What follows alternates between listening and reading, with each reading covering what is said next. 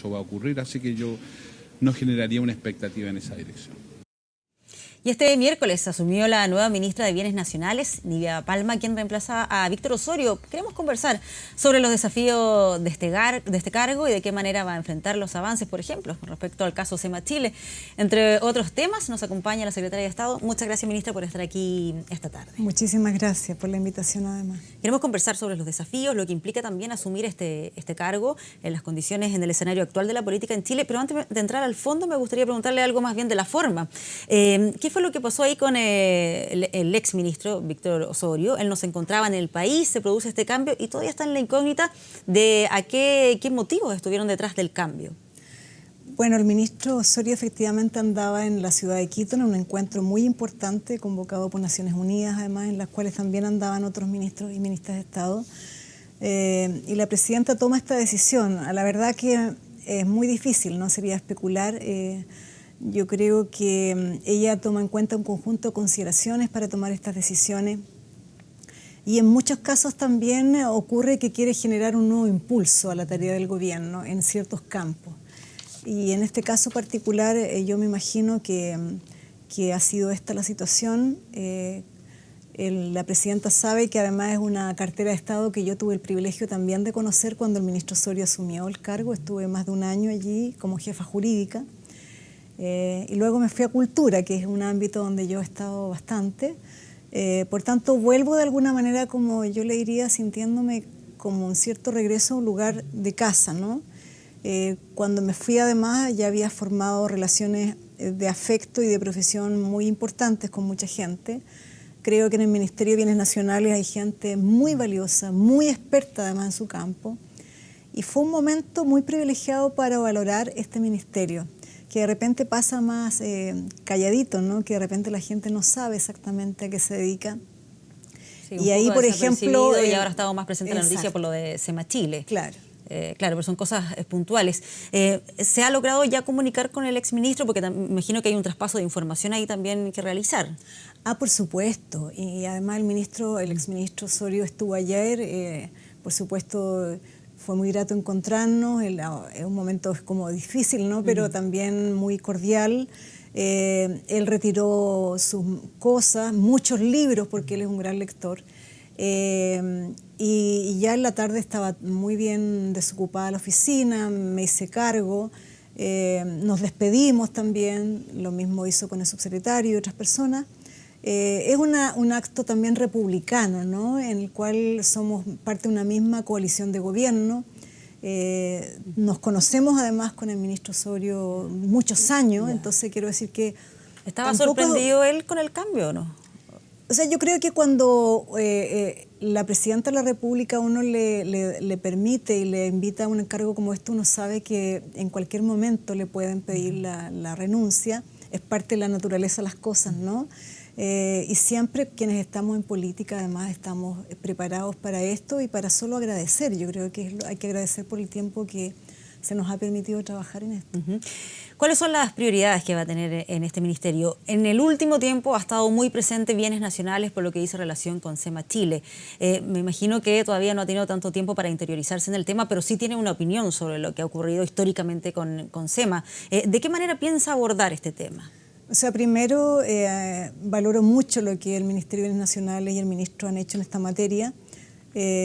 Son 134 inmuebles que cuestan, la valoración que hay de ellos son más de 80.000 millones de pesos que el Estado ha perdido por esta vía. Evidentemente que estas causas han sido entregadas al Consejo de Defensa del Estado. El Consejo de Defensa del Estado ha actuado con mucha además rapidez y con eficiencia. Vamos a seguir entregando la mayor cantidad de información. Este año se han agregado datos que el Consejo de Defensa del Estado ha solicitado. También se han adoptado medidas para, entre otras cosas, por ejemplo, recuperar la plaza, ¿no? Para los ciudadanos, porque teníamos este caso anómalo, ¿no? En una de las comunas de Santiago, de la región metropolitana. ¿Hay algunas propiedades como esa, por ejemplo, que se vayan a fijar como prioridades para intentar recuperarlas? Porque estamos hablando de varias. Claro, efectivamente ya se han recuperado 4 o 5 propiedades porque eran concesiones gratuitas y se recuperaron. O en algún caso como la plaza se declaró bien nacional de uso público. Vamos a seguir en la tarea porque yo creo que es bueno que el país sepa que también en dictadura ocurrieron también estas irregularidades y por supuesto que hay delitos entre medio, ¿no? Entonces vamos a seguir apoyando al Consejo de Defensa del Estado, que es el que hace la tarea. Ahora, una tarea muy importante que la presidenta me reiteró es cómo Bienes Nacionales viabiliza las políticas públicas de distintos sectores. Voy a explicarle a la gente que nos está viendo porque de repente no es fácil tener la información, pero si usted quiere hacer, por ejemplo, un hospital, es altamente probable que requiera de bienes nacionales para poder tener un terreno para hacer la construcción. Si usted quiere dar soluciones habitacionales en cualquier región del país, es altamente probable que quien le entrega el terreno para construcción de esas viviendas sociales es el Ministerio de Bienes Nacionales. Incluso si usted quiere construir una cárcel en muchos lugares del país, va a ser Bienes Nacionales el que le va a hacer viable esa tarea. Por eso es que, por ejemplo, con el Ministerio de Energía ha habido un trabajo tan mancomunado y que fue desde el minuto cero, cuando llegamos el 2014 con el ministro Osorio, de inmediato, de ver todos aquellos casos donde nosotros podíamos, como bienes nacionales, entregar y aceptar la propuesta de los privados para entregar terreno, sobre todo desde Atacama hasta la región de Arica, Parinacota, para que se llevaran adelante proyectos de energía renovables no convencionales. Y quiero decirle que esto lo conocí, todo esto del cual estoy hablando, tuve el privilegio justamente de conocerlo por ese tiempo que estuvimos trabajando. Y lo que hoy día estamos viviendo en materia de energías no renovables en Chile es francamente muy positivamente insólito. Claro, ha sido, por supuesto, elogiado, un esfuerzo no muy en grande Chile, del sino mundo, fuera del país, claro, sí. un esfuerzo muy grande del mundo empresarial, pero quiero decirle y muy responsablemente que eso no habría sido posible sin bienes nacionales. Entonces, lo que ha hecho el Ministerio de Vivienda en gran medida ha sido apoyado por también nuestra tarea. También en el campo de los pueblos originarios se ha podido hacer mucho, sobre todo en el norte del país. Entonces, de verdad que seguiremos fuertemente viabilizando que los demás ministerios y servicios puedan hacer su trabajo. Incluso al Poder Judicial se les han entregado edificios para los tribunales. Y por eso que se requiere también la mayor cantidad de terrenos, me imagino, y vinculándolo nuevamente con lo de SEMA Chile, todo aquello que se pueda recuperar es importante. Y por eso, para cerrar este tema, ¿su objetivo va a ser centrarse solamente en recuperar los terrenos o también bienes nacionales? ¿Puede hacer algo más en lo que se refiere a una eventual persecución judicial, en lo que se refiere a responsabilidades que haya detrás sobre ilícitos en el proceso con las propiedades? La investigación que lleva adelante el Poder Judicial a solicitud del Consejo de Defensa del Estado, que a la vez actúa a solicitud del Ministerio de Bienes Nacionales, es justamente investigando todo. No es solo la idea de recuperar todo lo que se pueda recuperar, sino también establecer cuáles son los ilícitos que se cometieron y quiénes lo cometieron. Porque efectivamente aquí uno debe concluir que no hay una negligencia. Aquí hubo una acción dolosa para, de alguna manera, dañar el patrimonio fiscal y para, a lo mejor, enriquecerse de manera ilícita. Entonces, yo creo que acá, para el país, tenemos que recuperar estos inmuebles en su inmensa mayoría, lo que pueda ser recuperado, respetando a los poseedores de buena fe que han adquirido, en algunos casos de SEMA Chile, pero la idea es que podamos recuperar, insisto, inmuebles físicamente o si no, los dineros que pudieran estar involucrados en estas transacciones. Porque eso le pertenece a todos los chilenos. Sí, y que ahí aparece inmediatamente la figura de Lucía Iriart, aunque ella hace algunos meses renunció a la presidencia de SEMA Chile. Sí, pero la renuncia es de ahora. Ella lleva varias décadas, ¿no? Todos conocimos, incluso es posible que usted no haya nacido todavía porque es muy jovencita, pero yo ya veía cuando era joven, ¿no? Que el rol de la ex primera dama del dictador era muy activo, ¿no? Entonces no me cabe la menor duda que no fue un actor pasivo. Lo que uno puede prever es que ella jugó un rol muy activo para que esto ocurriera. Y aquí claramente se usó al Estado y a los bienes fiscales para mejorar situaciones económicas, acrecentar patrimonio, y eso no es correcto, no es éticamente correcto, no es democráticamente correcto, no es políticamente correcto. O sea, la sorpresa aquí no es que haya renunciado, sino que haya seguido vinculada a SEMA Chile, Lucía Iriart, durante todo este tiempo. Ahora, ¿por qué no se sabía? Porque créame, era una información muy oculta, porque son preguntas que uno hace cuando asume en esos cargos como jefatura jurídica, ¿no? Y por eso es que es muy importante todo el trabajo muy pequeño que se hizo, muy de investigación interna del Ministerio, que tomó mucho tiempo para poder llegar a esa conclusión y entregar a la opinión pública esta información.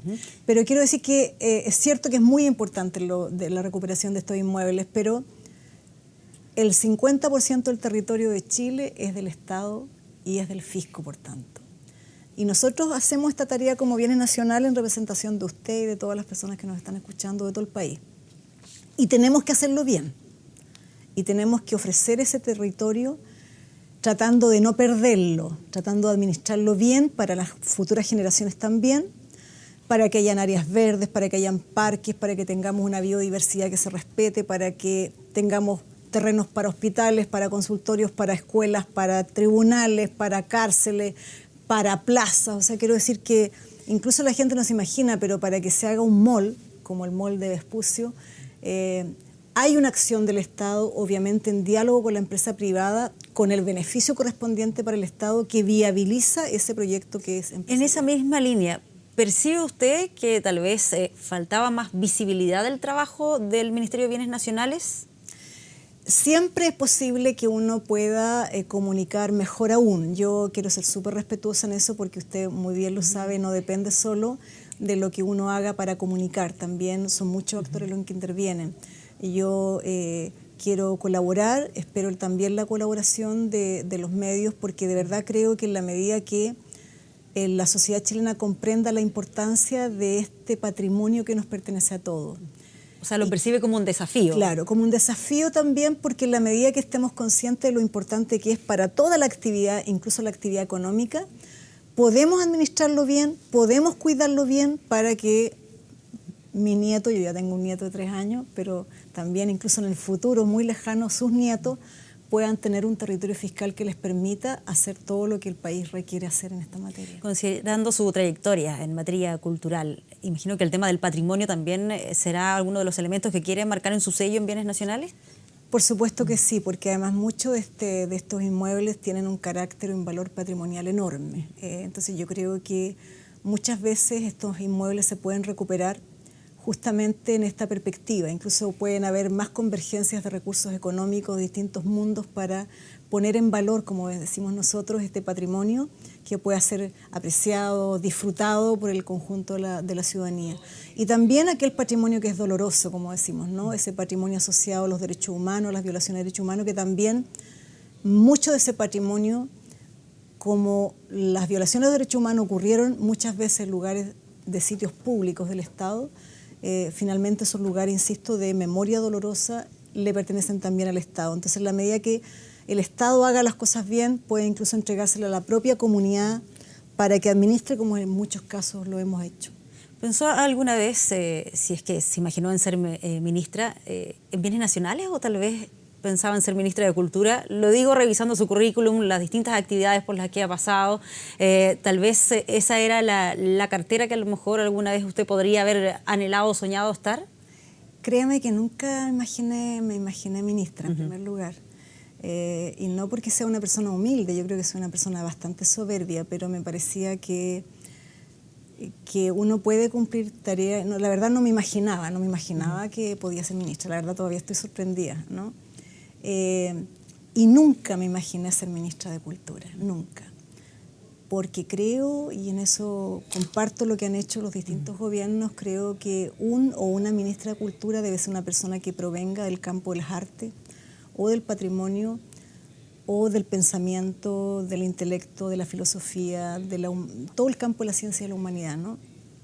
No me imagino una persona como yo, que es cierto, soy abogada, pero que proviene más bien de otras disciplinas, de otros campos. No soy ni creadora, ni cultora, ni intelectual, entonces créame, habría sido muy raro. Y no quiero con esto ser peyorativa con nadie. Yo creo que en ese sentido no es menor que a lo largo de estos años quienes han ejercido ese cargo, no solo hoy día el ministro Tone, todos ellos, y ellas, en el caso de la ministra Urrutia, han sido personas muy emblemáticas para todos nosotros, cualquiera sea el pensamiento que tengamos aquí, si somos de gobierno o de oposición. Con el exministro Luciano Cruzco, que tuvo más dificultades, ¿no? Algunos encontrones que ha sido ahí. Yo la verdad, la prensa. con el ahí ministro... estaba usted en el diván. No, yo renuncié el mismo...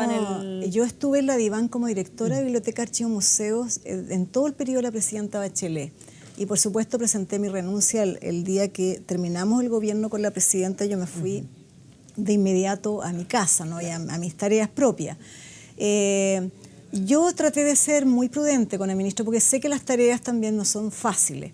En algunos momentos, cuando hubo muchos despidos, evidentemente saqué la voz y en algunas otras cosas, pero en general, de verdad creo que cada uno con su particular mirada, su particular perspectiva, aporta en esta tarea que es de todo. Y además, permítame decirlo, como estaba ahora hasta hace poco trabajando con el ministro Tone en el proyecto del Ministerio de las Culturas, decir que agradezco mucho que en su momento el presidente Piñera hubiera presentado el proyecto inicial del Ministerio de la Cultura y el Patrimonio, que abrió, una vez que fue aprobado la idea general, abrió la posibilidad para que también nosotros como sector avanzáramos en un proyecto que felizmente generó mayores niveles de consenso a nivel de la comunidad cultural y a nivel también del Parlamento. Entonces, creo que de alguna manera, independientemente de la línea de los gobiernos, de cada uno, por lo menos en el campo de la cultura, va aportando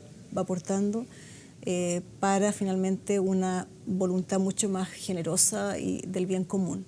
Yo de verdad espero, a mi pequeño modo, acá también en Bienes Nacionales, hacer ese aporte, porque de verdad creo que allí estamos, en el caso de quienes asumimos estos cargos, para servir a nuestro país. Podemos equivocarnos, por cierto, pero la voluntad de servir es lo que nos debe inspirar. Y en eso estoy. Yo soy vieja en la política. Sí, y usted dice que se considera soberbia en ciertas situaciones. Recordaba también esa recordada polémica que fue lo que pasó con Arturo Prat cuando usted estaba de coordinadora de Fondart, ¿no? En que se presentaba en una obra con un personaje distinto al tradicional que hemos visto en los libros de historia. Eso lo llevó a usted a presentar su renuncia y además también tener ahí algunas diferencias de opinión con quien era ministra de Cultura en su minuto, que era la exministra Mariana Elwin. ¿Cómo recuerda? Era ministra de Educación. Era ministra de Educación, sí. Perdón, ministra de Educación, claro. Y ahí es donde se produjo toda esta polémica, quienes reclamaban porque se trataba de este modo a Arturo Prat. Efectivamente fue un momento muy complejo y muy tensionante en la gestión pública y también en el debate de la comunidad cultural.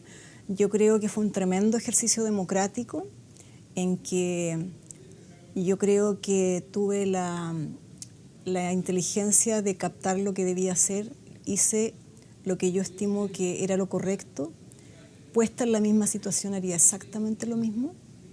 Creo que en democracia es muy importante que la libertad de creación se exprese, las obras circulen libremente y yo creo de verdad que la ministra, en ese momento ministra de Educación, se equivocó.